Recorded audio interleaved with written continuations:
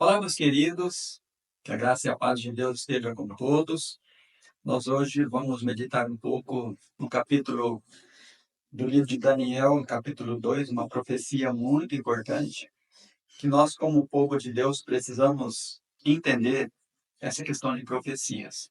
Existe o livro de Daniel, do Antigo Testamento, que é um livro profético, também de histórias, mas também um livro que tem profecias muito importantes. E também o livro de Apocalipse, que está no Novo Testamento, que mostra para nós exatamente as profecias e o tempo que nós estamos vivendo hoje. Mas para que nós possamos entender o Apocalipse, é necessário nós compreender também Daniel. E é o que nós vamos meditar um pouco hoje na palavra de Deus sobre o capítulo 2, que é um capítulo profético, onde o rei Nabucodonosor teve um sonho, e nesse sonho, é um sonho profético que Deus revelou para o rei, para Daniel e para todos nós, os acontecimentos que se sucederiam a partir daquele momento que o rei teve o sonho. No capítulo 2, eu não vou ler todo o capítulo, tem uma parte histórica do sonho do rei. Depois, se os irmãos quiserem estar acompanhando, lendo na palavra de Deus, os irmãos podem estar lendo. E assim que eu vou dar uma resumida no início aqui do sonho do rei, depois nós vamos entrar exatamente na parte profética que se refere a este capítulo. Aqui mostra que o rei Nabucodonosor teve um sonho e ele então ficou perturbado quando ele acordou, porque ele não lembrava mais do sonho. Ele viu sim que era um sonho muito importante, mas ele não se lembrava mais do sonho. Ele então mandou chamar os magos, os sábios, os astrólogos, aqueles que se diziam adivinhar as coisas, para que se apresentasse perante o rei, para contar para o rei qual tinha sido o sonho que o rei tinha sonhado. E eles vieram, com exceção de Daniel e seus companheiros, esses sábios vieram para contar para o rei, né, o sonho. Só que o pedido que o rei fez para eles foi um pedido muito difícil, porque a interpretação do sonho seria muito fácil, eles poderiam dar uma interpretação e tudo bem. A questão que o rei pediu para eles fosse para que eles contassem o sonho, porque eles adivinhassem o sonho que o rei teve, porque essa era a preocupação do rei, que ele acordou e não lembrava mais do sonho. E a gente aqui no decorrer dessa história, nós vemos que os magos, esses sábios, pediram para o rei contar o sonho, para que eles dessem a interpretação. E o rei disse, como que eu vou contar o sonho se eu não me lembro? Né?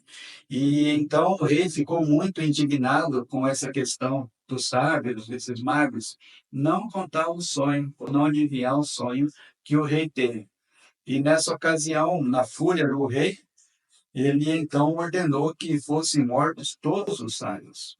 Quando os sábios falaram para o rei, e a coisa que o rei tinha pedido, até aquele momento, nenhum rei, nenhum ser humano tinha pedido para eles. E somente o Deus cuja morada não era com a carne que poderia revelar esse segredo do rei. E na sua fúria, o rei ordenou então que matasse a todos os sábios de Babilônia.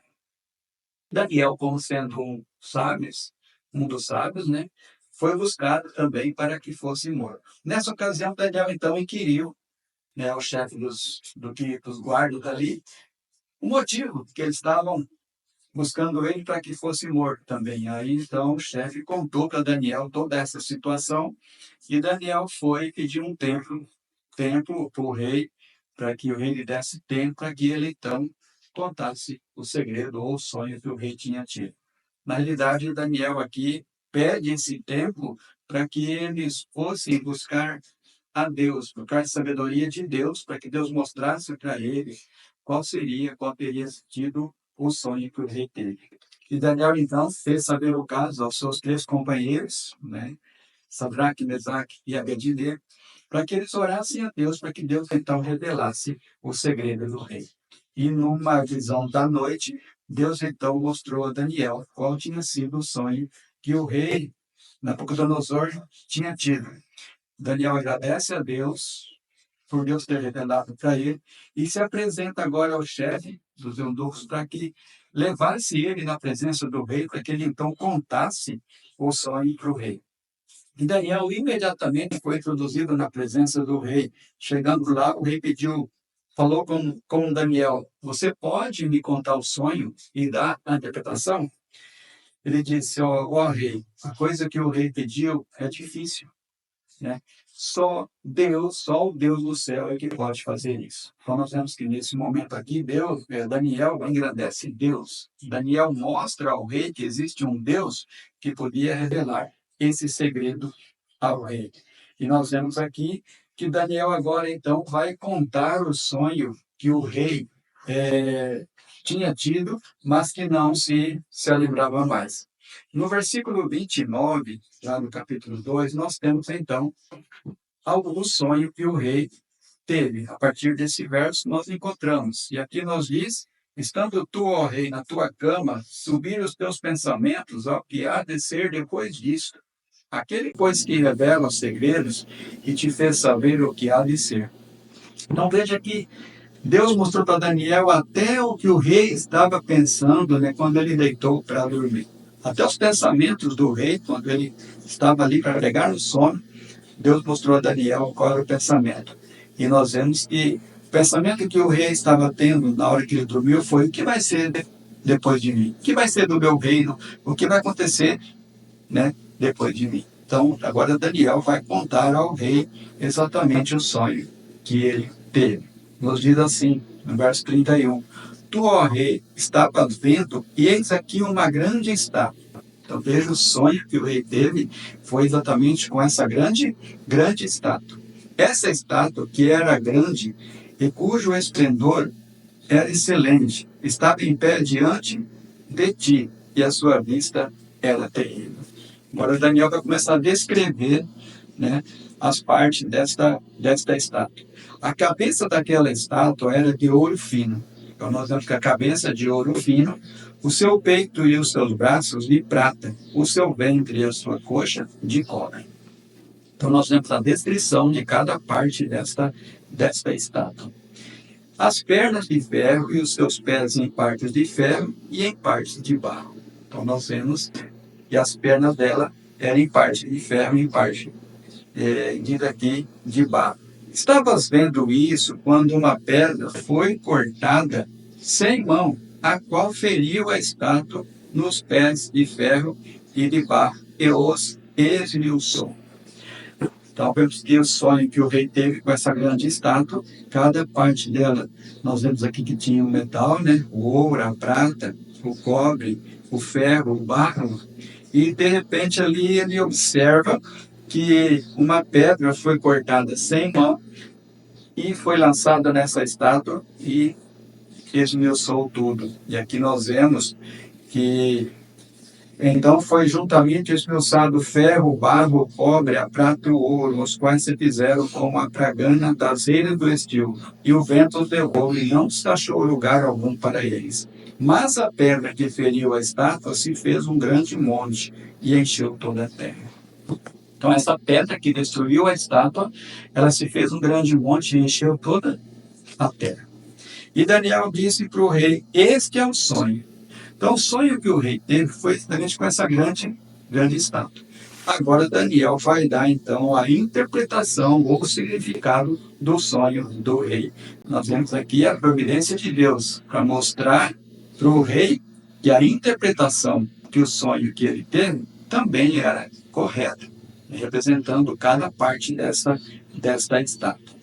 Veja bem que ele vem então explicando no versículo 38, ele fala: e onde quer que habitem filhos dos homens, animais do campo e aves do céu, ele os entregou na tua mão e fez que dominasse sobre todos eles. Tu és a cabeça de ouro. Então veja, quando o rei deitou para dormir, o pensamento dele foi esse: o que vai ser depois de mim? O que vai ser do meu reino? O que vai acontecer? E Deus então mostrou ao rei exatamente os acontecimentos que se sucederiam depois dele. E na cabeça de ouro aqui nós vemos, né, representando quem? O próprio rei Nabucodonosor. Então é um sonho profético, um sonho que mostra os acontecimentos a partir desse sonho do rei Nabucodonosor, e nós vamos ver até onde chega esse sonho dessa grande estátua. Daniel aqui menciona que tu és a cabeça de ouro. Na época, o império que dominava era exatamente Babilônia. A gente conhece pela história que Babilônia ela teve seu domínio do ano 608 antes de Cristo até o ano 338 antes de Cristo. Foram 70 anos, né, de domínio que o império de Babilônia teve. Então, representando aqui a cabeça de ouro. E no versículo 39 diz: E depois de ti se levantará outro reino.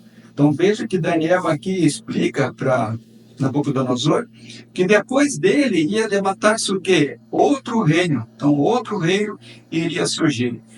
E nós conhecemos pela história, né, que depois de Babilônia, no ano 538, quem tem o domínio é exatamente os medos e persas. Né? Então, nós vamos na história, a gente acompanhando a história, nós encontramos aqui, em seguida, os medos e persas. O rei era a cabeça de ouro, os medos e persas seriam, então, o peito e os braços dessa grande estátua, que teve seu domínio do ano 538 a.C. até o ano 331 a.C. Está aproximando o nascimento de Cristo, certo? E depois fala, é um terceiro reino de metal, o qual terá domínio sobre toda a terra. A gente vai na história, e depois dos medos e persas, nós encontramos o terceiro reino, que é a Grécia. Né? Quando se fala na Grécia, nós temos o rei Alexandre, né? Alexandre Magno. E nós temos ali, teve seu domínio do ano 331 a.C. até o ano 168 a.C. Certo? Então é exatamente o ventre e a coxa da estátua. Nós temos aqui representando o Império da Grécia, 331 a.C. até o 168 a.C. Certo? Vamos lá agora, no verso 41. 40. E o quarto reino será forte como ferro, pois como ferro esmiuça e quebra tudo, como ferro quebra todas as coisas, ele esmiuçará e quebrantará. Esse quarto reino, que seria forte como ferro, né, nós encontramos, depois da Grécia, o Império Romano, né, que foi exatamente do ano 168 a.C. até o ano 476 depois de Cristo. Foi o tempo de domínio do Império Romano. Nos dias de Cristo, quando Jesus foi para ser crucificado, o povo judeu precisava da liberação de quem? De Roma. Tanto é que eles foram ter com Pilatos, e Pilatos era governador de Roma. Então, nos dias de Cristo, ali, dos apóstolos, quem estava dominando era o Império Romano. E aqui fala que é representado pelo ferro, né? E é como nós lemos aqui, como o ferro quebra todas as coisas, ele esmiuçará e quebrantará. Mostra um reino violento. E a gente vê que o Império Romano foi exatamente um reino muito, muito violento, né? Representando Roma. Tanto é que se nós lermos Roma ao contrário, vai ser amor. Então, Roma é ao contrário de amor, né? Reino, representando um reino muito violento mesmo, tá? Que foi exatamente até o ano 476 depois de Cristo. Então nós começamos com o sonho do rei Nabucodonosor, o Império de Babilônia, tendo seu domínio do ano 608. Agora nós já chegamos ao ano 476 depois de Cristo. Então veja que esse sonho é um sonho profético, porque é exatamente o que Deus quis mostrar para Nabucodonosor e quer mostrar para nós os acontecimentos que se sucederiam a partir do sonho do rei Nabucodonosor. Vamos lá então. No versículo 41. E quanto ao que viste dos pés e dos artelhos, em parte de barro, de orelha, em parte de ferro, isso será um reino dividido. Então, nós vemos, né, representando ali agora os dedos da estátua, os 10 dedos da estátua, mostrando um reino dividido. Nós sabemos, pela história, que no ano 476, Roma, o Império Romano, é dividido e surge, então, os 10 reinos da Europa, né? que conhecido como, na época, os anglo-saxões, os francos, os germanos, os alamanos, lombardos, visigodos, suevos, vândalos, ostrogodos e os érus. Esses são os 10 reinos, né? Quando foi dividido o Império Romano, surgem então os países europeus, que hoje nós temos a Inglaterra, a França, a Alemanha, a Suíça, Itália, Espanha e Portugal, né? Então a gente vê ali esses reinos da Europa.